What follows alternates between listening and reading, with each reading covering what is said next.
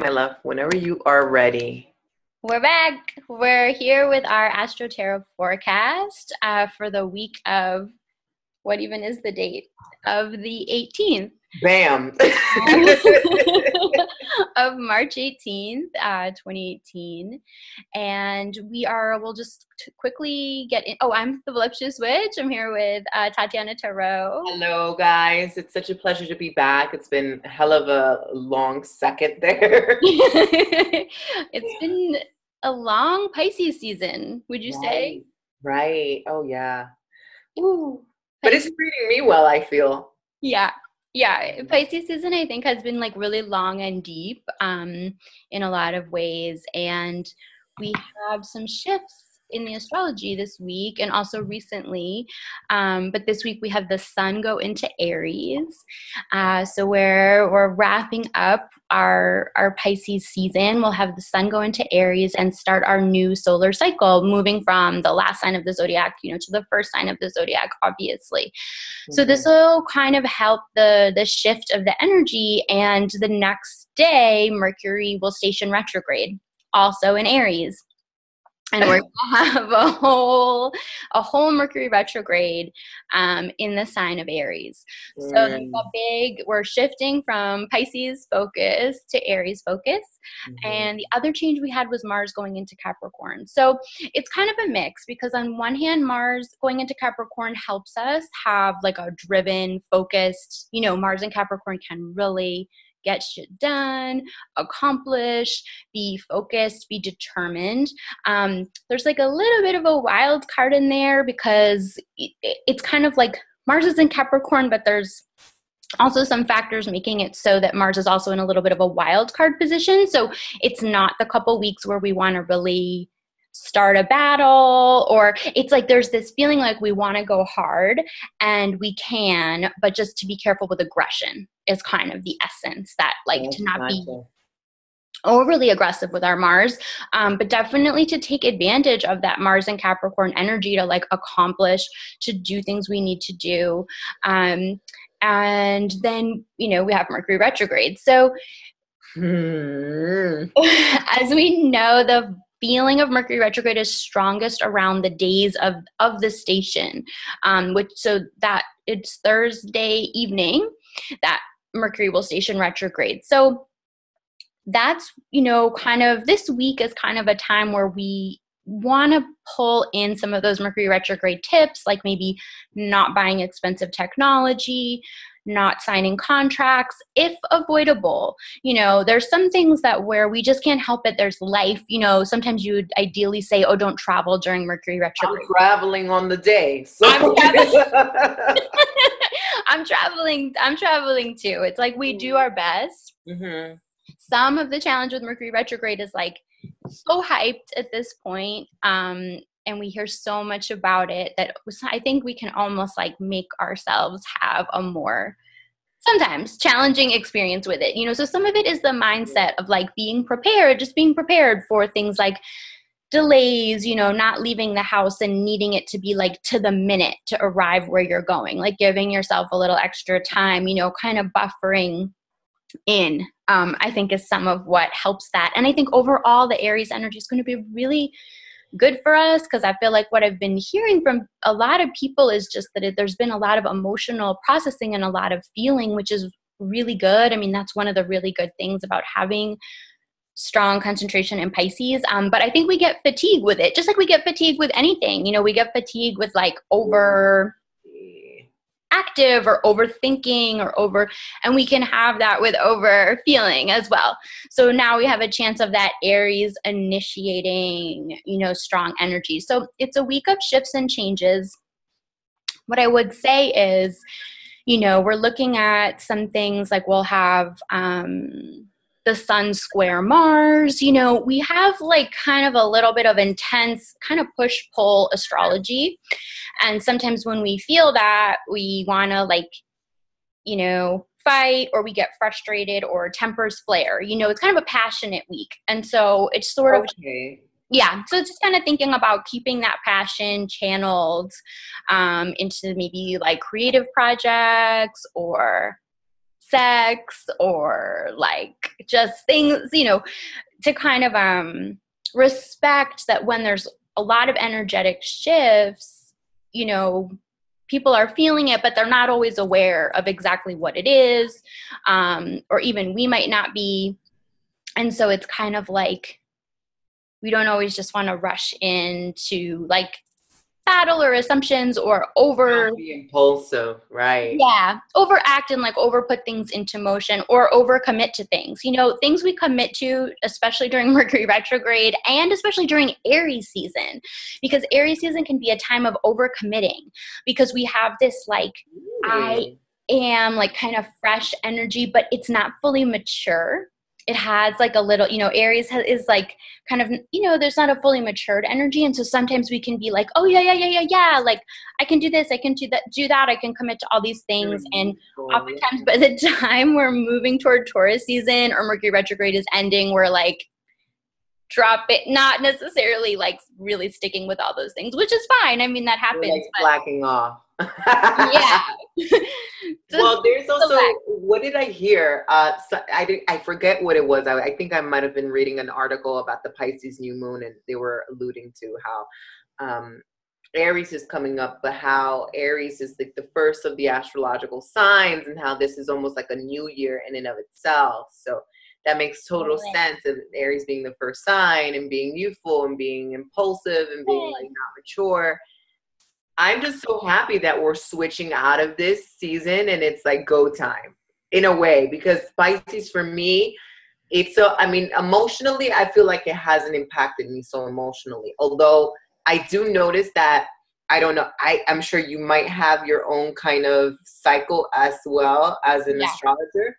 But during times of emotional upheaval, that's when you get more clients, or that's just, there's a lot of situations going on there with work. Yeah. Oh, definitely true. Yeah. So I've been really exhausted as a result. And I don't even feel like it's my emotions. It's just what I've been coping with. And so I'm like, I'm ready for Aries to burn this off of me and get things going.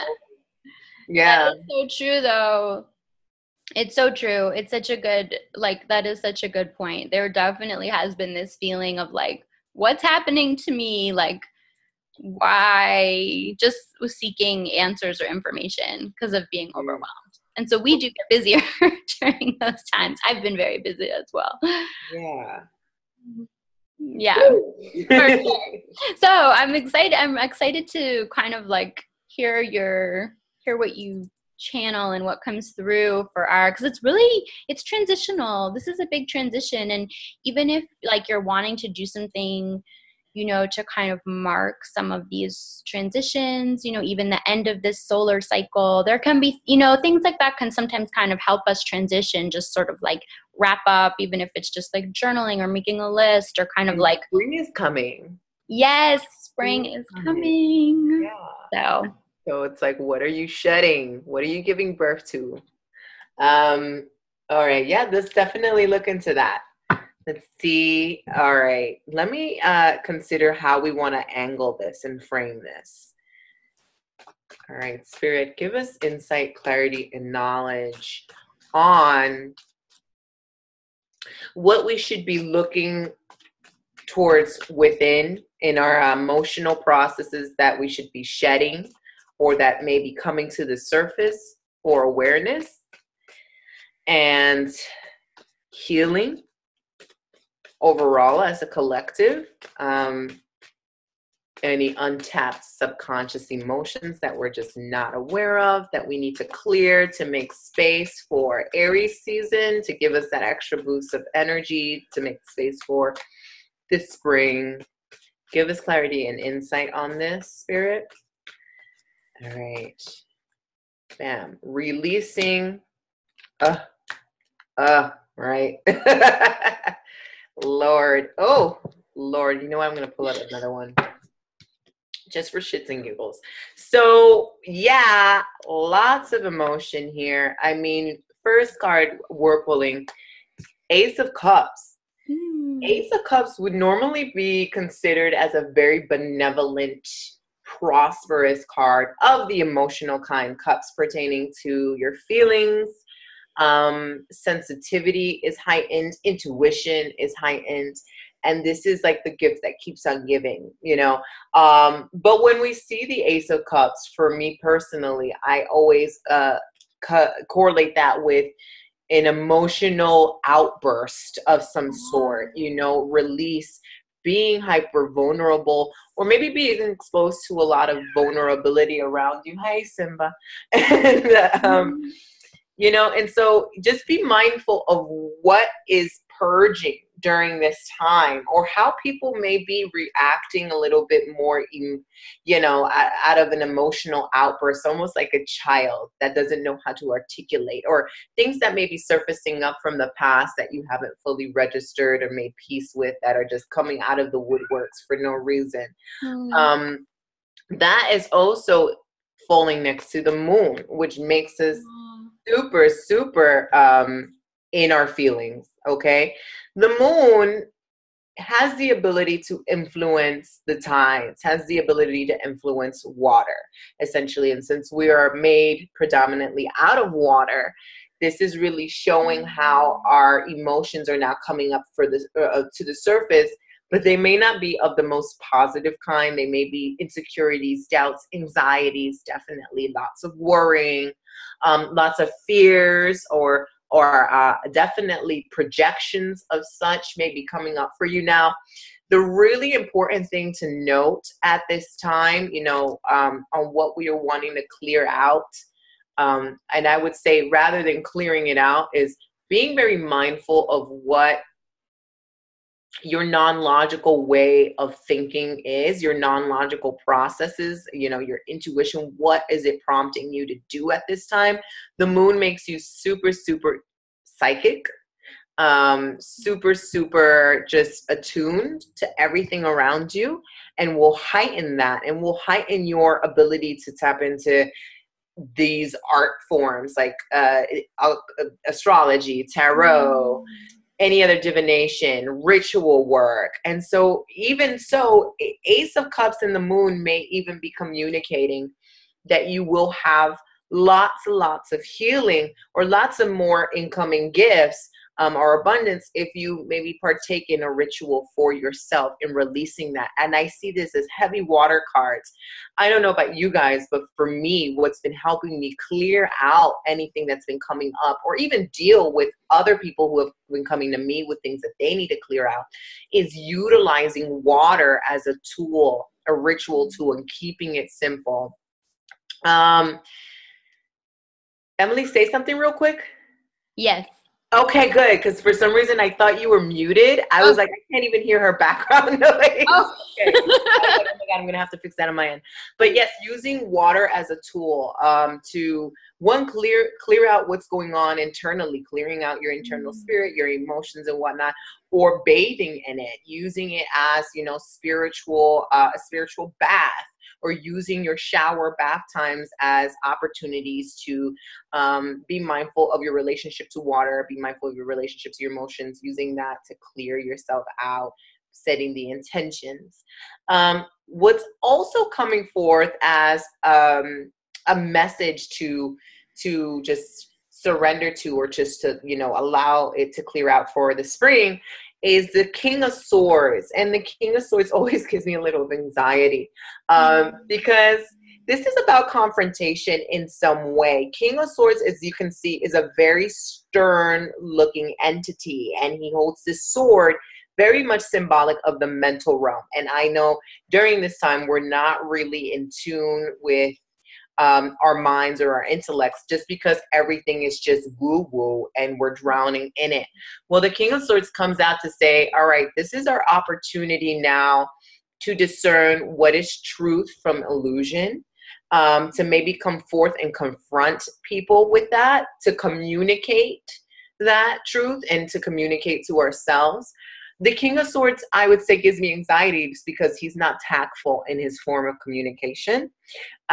He is very just gung-ho, straight to the point, but does not soften anything up, is probably, you know, definitely problematic, definitely aggressive, and likes to start shit, you know? So just bear in mind that since everything is just up in the air and you know, you're feeling all the feels, you don't want to just come targeting someone and start, you know, attacking them or even attacking yourself while you're feeling so raw and open.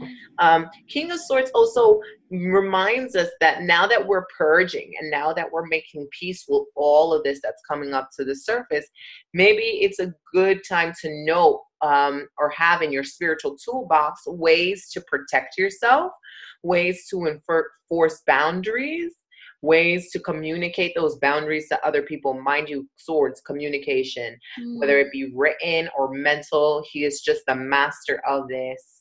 I mean, you will certainly get what he is meaning to say. So there's no guessing in between.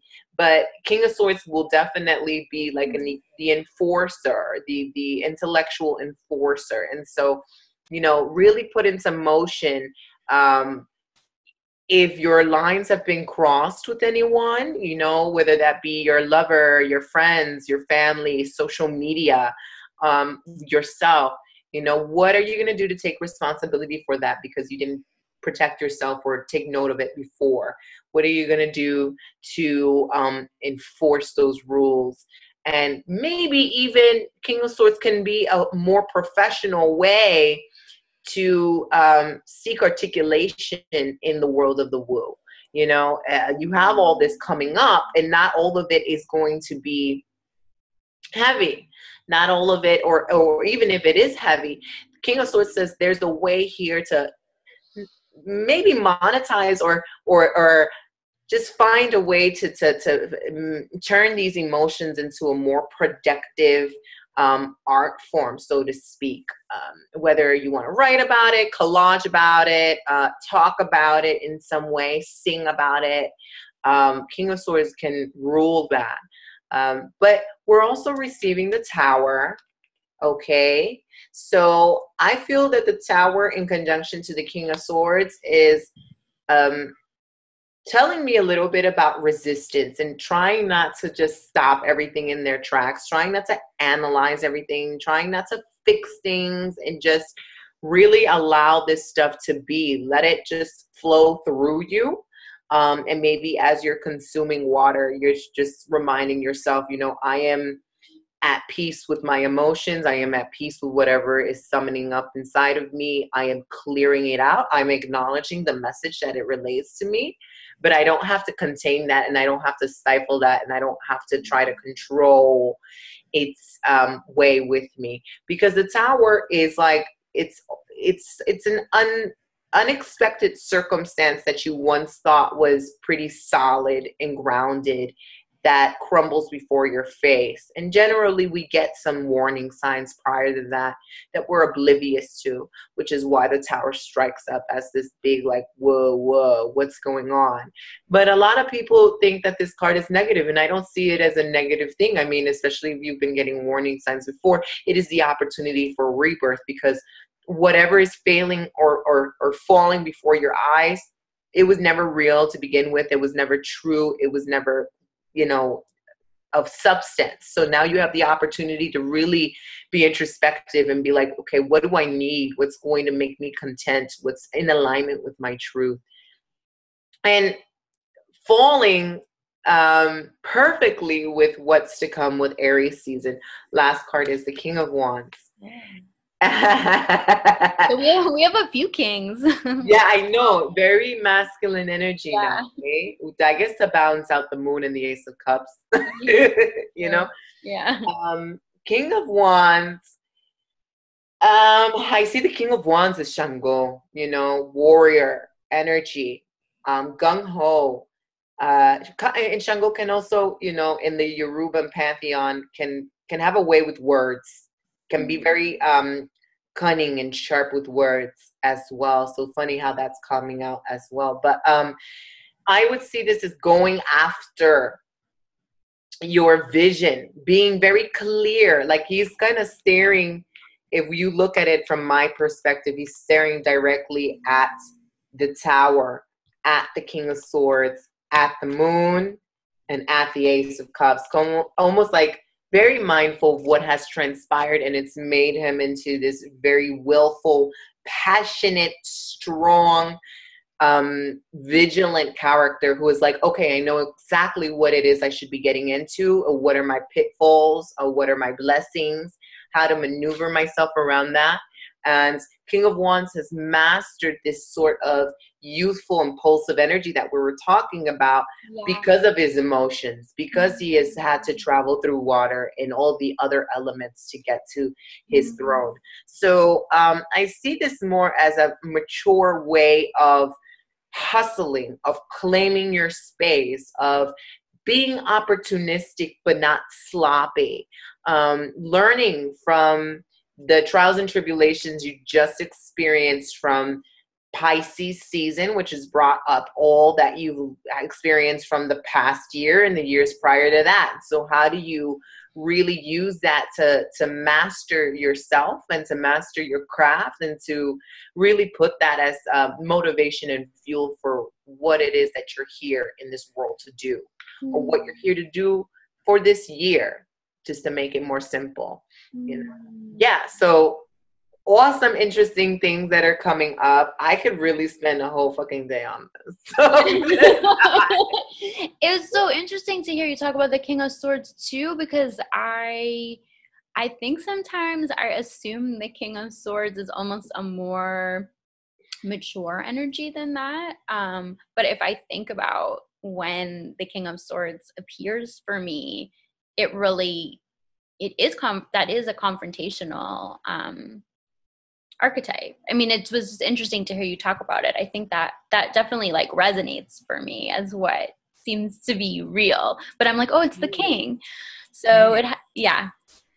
You know, it's funny. That just brought to mind that I see a lot of parallels between the Queen of Swords and the King of Swords, but I see that the Queen of Swords is a little bit more mature, but more emotional, because she has this empathic quality to her, although she is still very much like a square. Like this is how it is.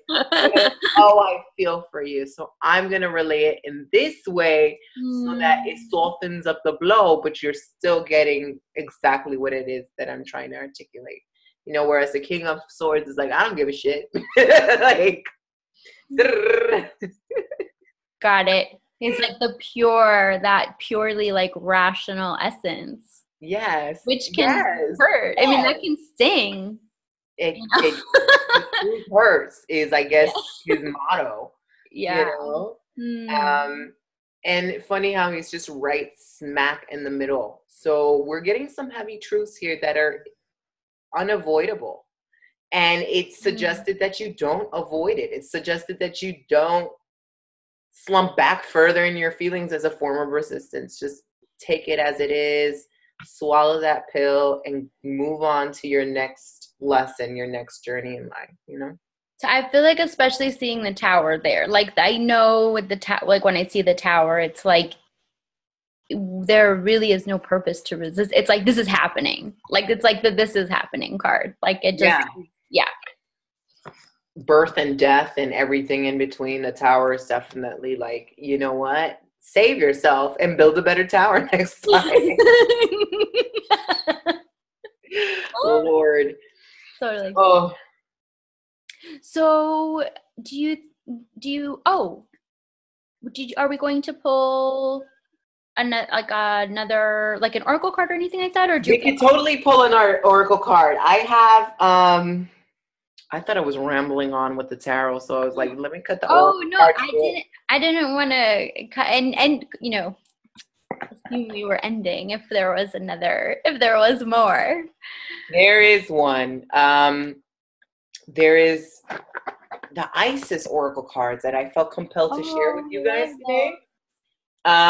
So I'm just going to be shuffling for a message here, and they're by Alana Fairchild. I know this is probably going to come out in reverse when you see the video, but it's a really super profound deck that I rarely use, but when I do, it's just hefty with information. So Spirit, what is it that we need to, never mind, something fell out.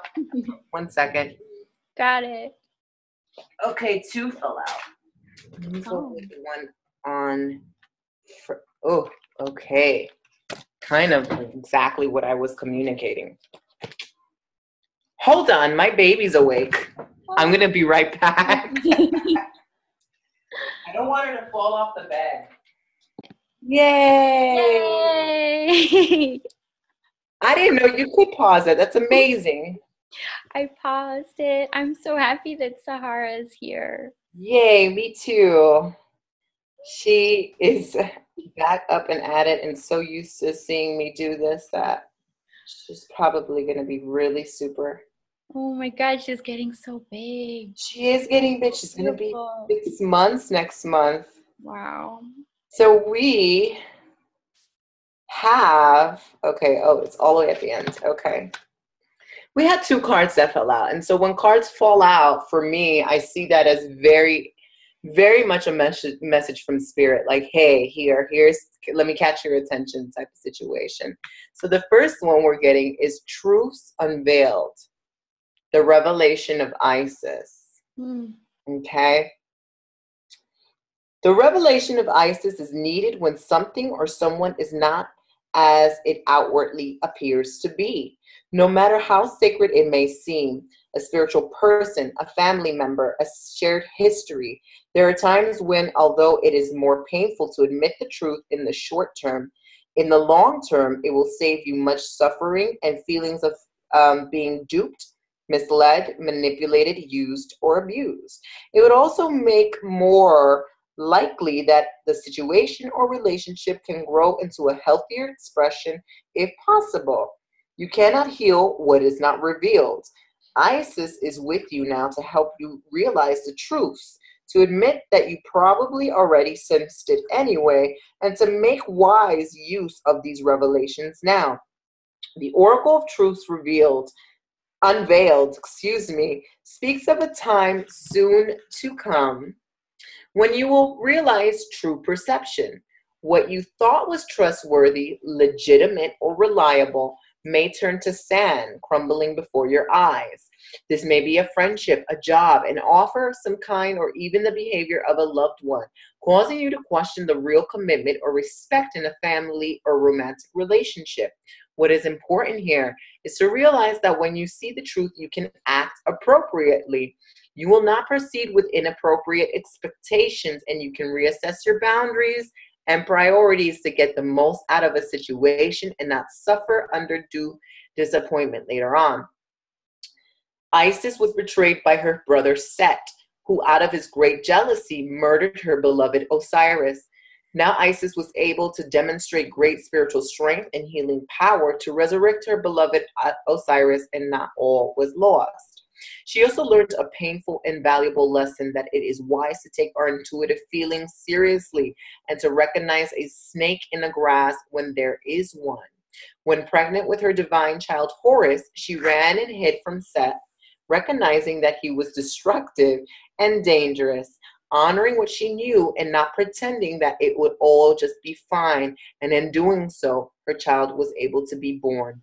In the same way, there are creative impulses and new life within you that need to be protected until they are strong enough to withstand negativity or undermining by another out of jealousy or fear.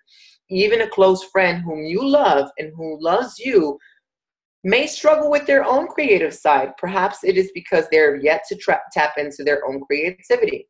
It is best to be honest with yourself and know that sometimes out of sense and kindness, the fragile creative beginnings of a project or new habit or interest need to be protected. Like Isis, you must protect that which needs it by recognizing where something or someone could harm rather than nourish good. You good? Good life. You are being. That was confirmation. I know.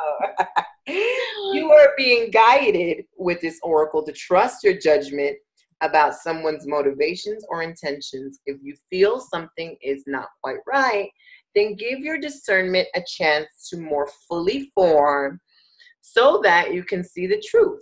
The more emotionally detached you allow yourself to be, the clearer your assessment of a person's situation or offer is likely to be.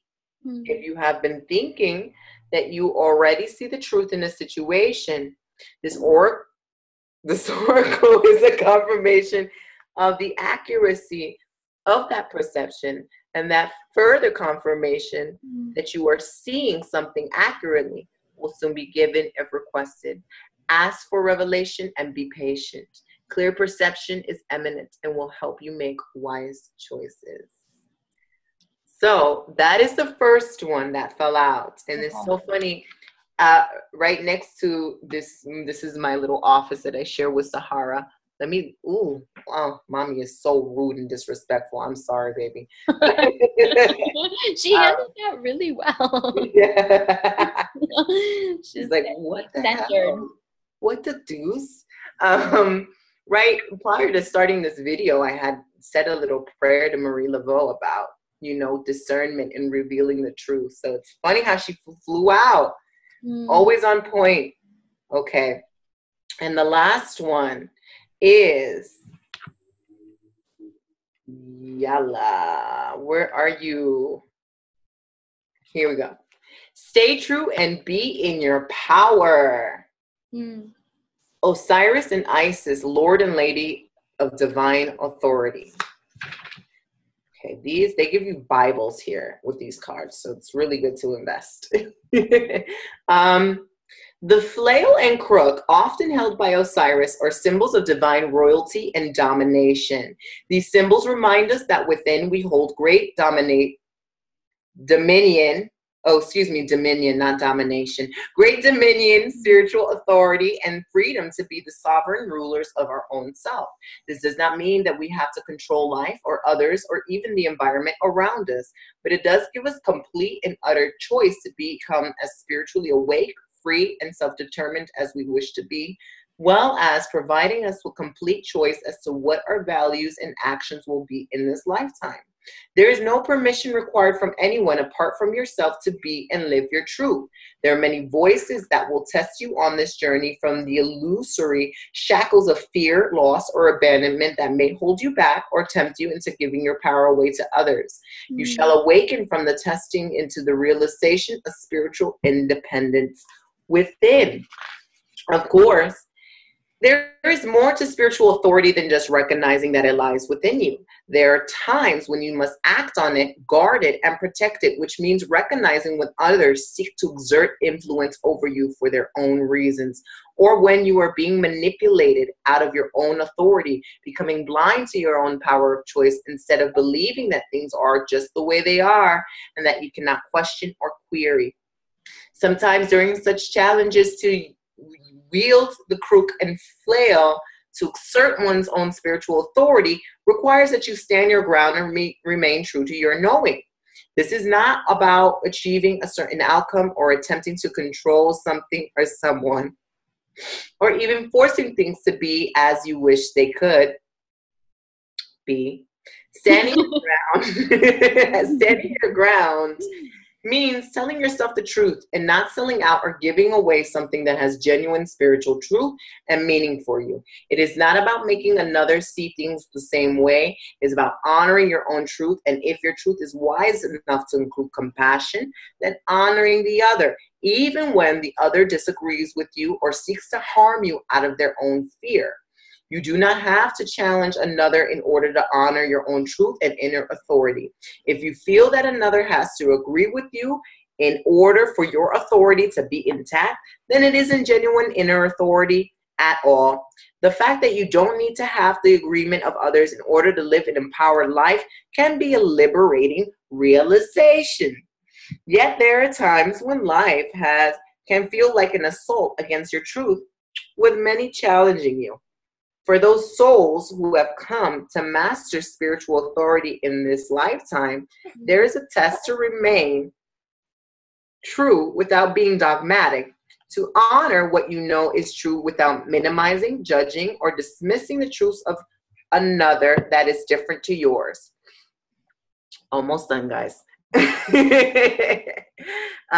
You have the power to create and own your reality, and you don't need permission from anyone to do this.